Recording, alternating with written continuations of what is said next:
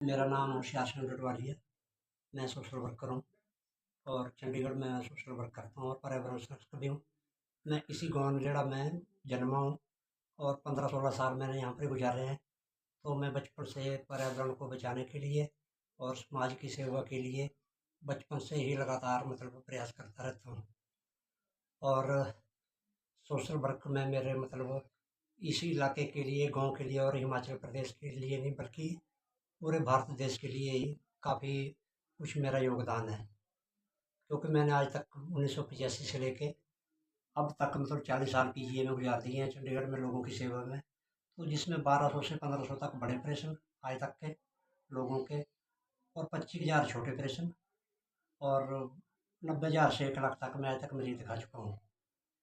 और पर्यावरण संरक्षक मैं बचपन से ही मैं अंशुल शर्मा जी को इंटरव्यू दे रहा हूँ।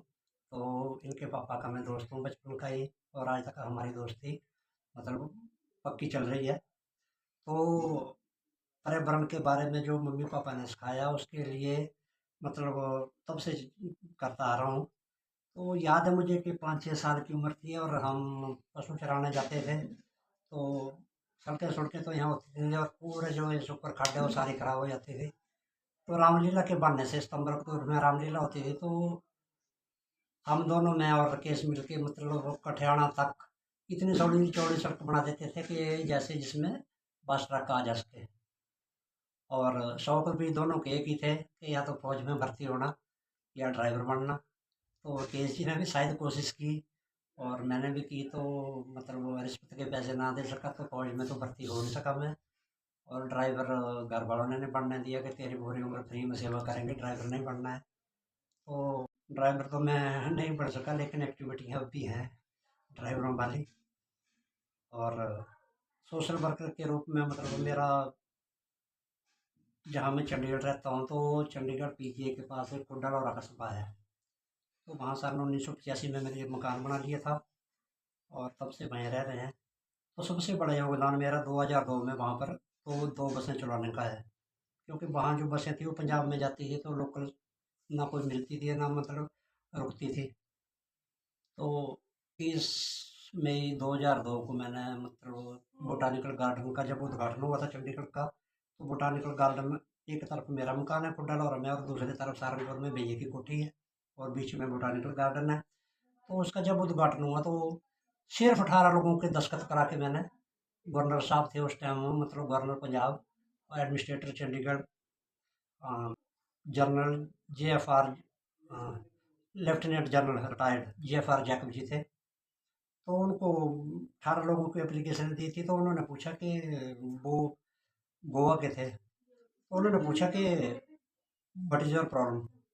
तो उस टाइम आतंकवाद से अभी पंजाब निकला था, बहुत ज़्यादा सिक्योरिटी थी। PSO सरदार जी थे, उन्होंने पहले मेरा इंटरव्यू लिया कि बताओ आपकी प्रॉब्लम क्या है और क्या आपको इंग्लिश आती है कि नहीं आती है। तो कभी बोली नहीं थी।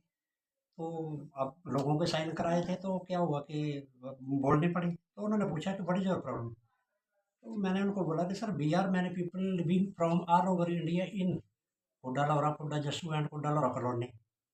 There have no bus facility for us for sector 17 and 43 क्योंकि 43 सेक्टर उसी टाइम बना ही था जो अड्डा है आपका। तो please provided us 2 buses, one for sector 17 and one for 43